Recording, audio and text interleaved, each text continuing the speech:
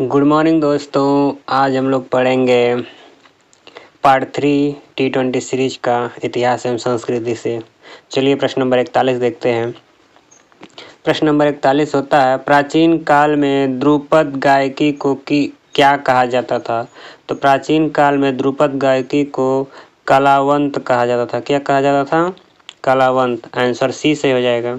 अगला प्रश्न देखते हैं, रविंद्र संगीत के प्रणेता कौन थे? तो इसका आंसर हो जाएगा ए, रविंद्रनाथ ठाकुर रविंद्र संगीत के प्रणेता थे। अगला प्रश्न देखते हैं, अगस्त माह का नाम किस रोमन शासक के नाम पर पड़ा है? तो अगस्त माह का नाम अगस्टस सीजर के नाम पर पड़ा है। यह एक रोमन क्या थे? शासक थे।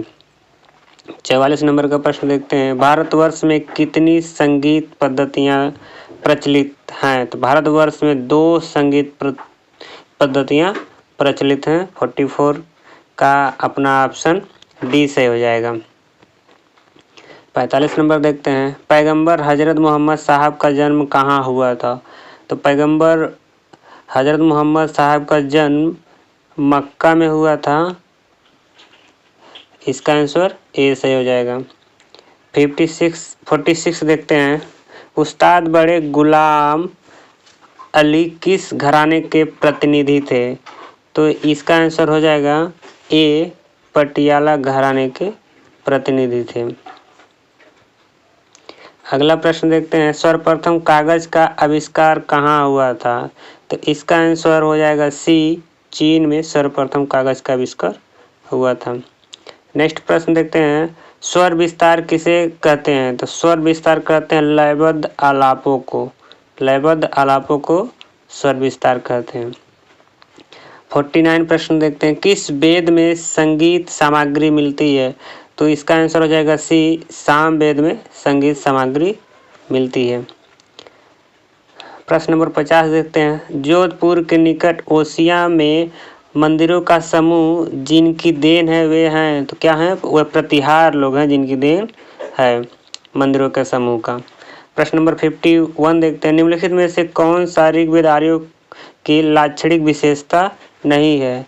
तो ऋग्वेद के आर्यों की विशेषता नहीं है, तो क्या आंसर हो जाएगा? इसका आंसर बी हो जाएगा, क्योंकि आर्य लोग ऋग्वेद के व लोहे के उपयोग से परिचित नहीं थे।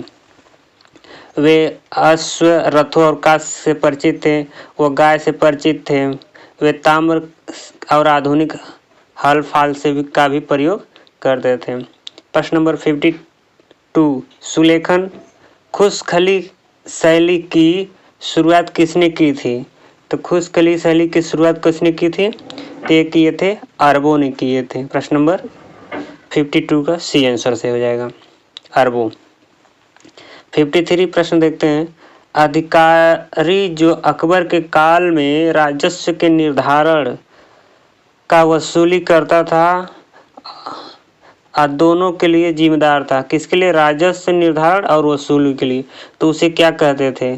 तो उसे कहते थे, प्रश्न नंबर 53 का आंसर ए हो जाएगा, करोड़ी कहते थे। क्या कहते थे? करोड़ी कहते थे। 54 देखते हैं, संगम ग्रंथ तोलकाप्पियम का मुख्य विषय क्या है? तो तोलकाप्पियम का मुख्य विषय है कि यह तमिल व्याकरण को बताता है। क्या बताता है? तमिल व्याकरण को बताता है। हड़प्पा संस्कृति के संबंध में निम्नलिखित में से कौन सा कथन सही नहीं है? तो हड़प्पा के संबंध में कौन सा कथन सही नहीं है? इसका आंसर हो जाएगा बी, ये लोग मंदिर, इस सभ्यता में मंदिर खोज नहीं हुई है, मंदिर नहीं मिला है, बाकी सारे सत्य हैं।